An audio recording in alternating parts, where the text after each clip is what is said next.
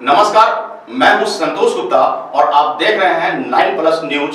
हर सच आप तक। बिहार की सियासत में कहां क्या उठापटक हो रही है, लेकर आए हैं हम कुछ खास खबरें। देखिए इस रिपोर्ट को। मशहूर शायर मुनव्वर राना की बेटी फौजिया राना ने बिहार सरकार पर जमकर निशाना साध दिया है। आपको बता दें, हिंदुस्तान के मशहूर शायर और कवि मुनव्वर राना की सुपुत्री फौजिया राना ने बिहार सरकार पर आरोप मर दिया है। सरकार पर आरोप लगाते हुए उन्होंने कहा कि महामारी में भी पेट्रोल और डीजल के दाम पर आग लगाने का काम लगातार जारी रहा, दाम की बढ़ोतरी रही, राशन कार्ड के नाम पर भी जनता के आंखों में खूब धूल झोंका गया। उन्होंने कहा कि हर जगह पर अपनी मर्जी से सरकार गठित कर संविधान के खिलाफ सारे काम किए जाते हैं। बता दें कि संविधान खतरे में है और ये सब जानते हुए भी परिस्थितियों से खुद जनता को लड़ना पड़ता है। जनता के साथ स्वयं फौजिया राना अब खड़ी है। जब संविधान पर खतरा हो तो सभी देशवासियों को एक साथ अपनी आवाज़ बुलंद करनी चाहिए और आंदोलन करना चाहिए। तानाशाह सरकार के विरुद्ध एक लौ जलाने और स्वयं फौजिया राना का पटना की जनता से मुखातिब होना बहुत बड़ी बात थी। जातिवाद और धार्मिक ऊंच नीच जैसे मुद्दों पर भी उन्होंने खुलकर अपनी बातें रखी। सरकार पर जमकर हमला बोला। सरकार को बढ़ते अपराध, भीषण बाढ़, बढ़ती बेरोजगारी और महिलाओं पर हो रहे शोषण को लेकर घेरा, तो वहीं इसे रोकने के लिए कदम उठाने की जरूरत भी कही। देश में अशांति का माहौल ऐसे ही बढ़ता रहा तो आने वाले दिनों में यह और बढ़ सकता है। महामारी ने भी साफ कर दिया है कि बिहार की स्वास्थ्य व्यवस्था ढीली है। समय के साथ और भी यह लचर होता जा रहा है। महामारी ने एक तरफ समस्त देश के अस्पतालों और स्वास्थ्य संस्थानों का पोल खोल दिया है। आपको बता दें कि फौजिया राणा ने कहा कि अब एक मजबूत सरकार की आवश्यकता है और इसके लिए यह सरकार को बदलनी होगी। विकासशील भारत के लिए एकता, भाईचारा और सांप्रदायिक सौहार्द बनाकर रखना ही सकारात्मक कदम है। देश का हर नागरिक देशभक्त है और समय आने पर अपनी देशभक्ति दिखाने के लिए भी तत्पर है। उन्होंने कहा कि इस बार बिहार विधानसभा चुनाव में बदलाव के बयार बहेंगे और विकास एक नई मुकाम पर होगी। पटना से रामजी प्रसाद की रिपोर्ट।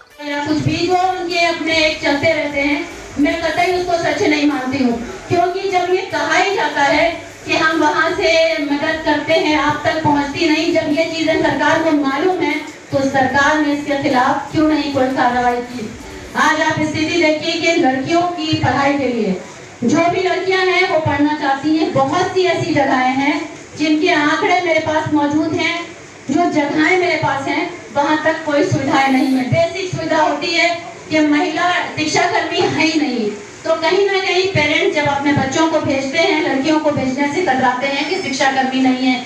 चाहे पानी की व्यवस्था हो या भवन की व्यवस्था हो, ये सारी चीजें बहुत ज्यादा खराब स्थिति में है। तो इनके लिए क्या आने वाले जो चुनाव है कुछ उस पर रोशनी डलेगी या बस यूं ही हवाई बातें होंगी और एक दूसरे पर प्रहार होगा, एक दूसरे पर हम आक्रमण करेंगे और जो मेन मुद्दे हैं कहीं ना कहीं उसमें ये मुद्दे दब जाते हैं कि औरतों की भी स्थिति खराब है, उस पर रोशनी डालिएगा। इनएडुकेटेड टीचर्स हैं, जो टीचर्स आप रखते हैं उनको ट्रेनिंग नहीं दी जाती है। विदाउट ट्रेन टीचर जब आप पढ़ाएंगे बच्चों को तो बच्चे क्या सीखेंगे। बहुत सी ऐसी सोशल मीडिया पे मीम्स बनाए जाते हैं कि उनको जनवरी की स्पेलिंग नहीं आती, उनको ये नहीं मालूम कि बिहार के चीफ मिनिस्टर का नाम क्या है। तो जब शिक्षा की स्थिति ये है और उसका कारण सरकार है, क्योंकि सरकार कहीं ना कहीं शिक्षकों को अनदेखा करती है। जब आप वेतन नहीं देंगे तो शिक्षक ने भी वही मान लिया है कि जब वेतन नहीं मिल रहा तो हमें काम ही नहीं करना है।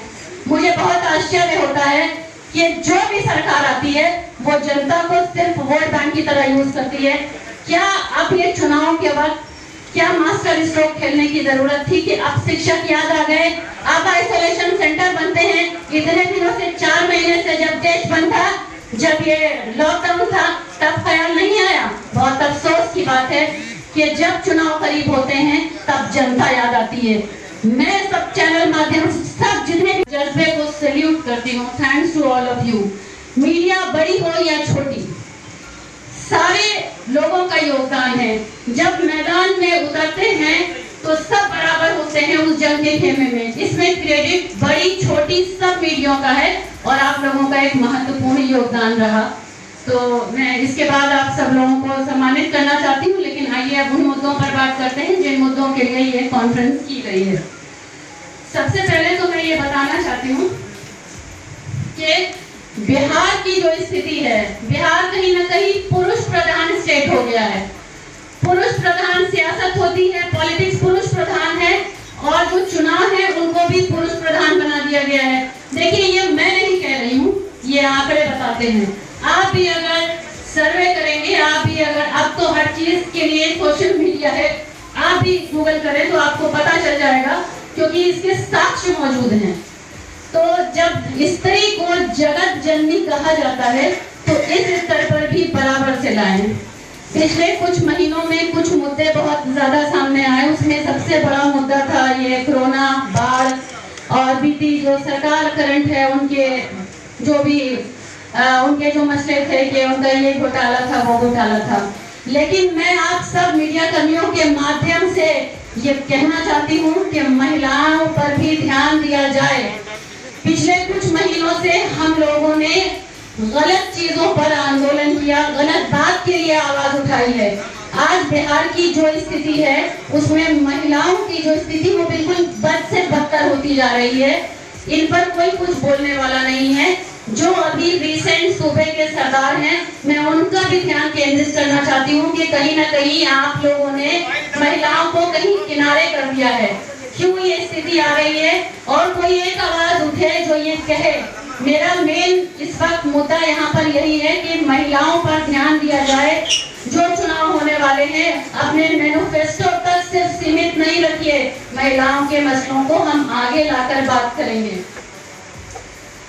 अब हम यहाँ पर, क्योंकि महिलाओं की योग्यता को आंकिए मत, पिछले विगत जो भी सड़कों पर जो आंदोलन हुए, जो बड़े बड़े आंदोलन सामने आए, उसमें महिलाओं ने अपनी योग्यता को दिखा दिया है कि वो चाहे तो वो अच्छा खासा एक इतिहास रच सकती हैं, तो उनको कहीं पर नजरअंदाज ना किया जाए। अब यहाँ पर एक अहम मुद्दा है, चाहती हूँ कि जनता को वोट बैंक की तरह मत यूज कीजिए। जनता की जरूरतों का पूरा 5 साल ध्यान रखना है, सिर्फ चुनाव में नहीं कि चुनाव आए तो आपने घोषणाओं पे घोषणाएं शुरू कर दी। ये पॉकेट में क्यों रखे थे आप? इंतजार के लिए। यानी कितने अफसोस की बात है कि अगर अभी चुनाव नहीं होते तो मुजफ्फरपुर में जो आइसोलेशन सेंटर तैयार हो रहे हैं वो भी नहीं होते, कोई मदद नहीं होती।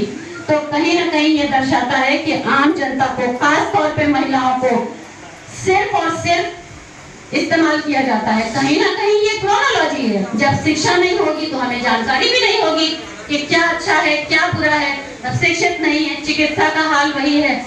अरे भारत में नहीं, विश्व में भारत की स्थिति स्वास्थ्य के मामले में 112वें नंबर पर है। जब स्थिति इतनी खराब है, इतनी बड़ी महामारी की दस्तक दिसंबर से हो गई थी, जनवरी में आगाह किया था, लेकिन तभी सरकार नहीं जागी। बाकी बड़े बड़े मुद्दों को दबाकर चिकित्सा पे ध्यान देना चाहिए था। आप बिहार की स्थिति देखिए, इतिहास रच दिया है कि जहां पर कोविड के सैंपल्स पानी में तैरते हुए मिले हैं। क्या ये शासन होता है? नहीं। बहुत अफसोस की बात है कि महिला को सुरक्षा, एक नारा लगा था जनाब बहुत पहले, और वो नारा ये था, बेटी बचाओ। कहीं ना कहीं ये आपको बताया जा रहा था कि भाई बेटी बचाओ। अब हो सकता है कि नारा बदल जाए और वो बेटी छुपाओ, क्योंकि हम ऐसे लोग लेकर आएंगे जो आपकी इज्जतों पर डाका डालेंगे। डिजिटल इंडिया है, इज्जतें डिजिटल नहीं हो सकती। कहां तक बेटियां सेफ हैं? आइसोलेशन सेंटर में रेप होता है और खबर को बहुत आसानी से पीछे कर दिया गया। क्यों? कभी उन माँ बाप का दर्द पूछा? दरभंगा की तरफ एक बच्ची का रेप हुआ था। बहुत दिनों तक एक खबर सोशल मीडिया पे चली कि एक बच्ची साइकिल पर जो अपने पिताजी को लेकर आई थी दिल्ली से, ये वो बच्ची है। सोशल मीडिया या किसी और तरीके से ये कंफर्म हुआ कि वो बच्ची नहीं थी, तो मामला दब गया।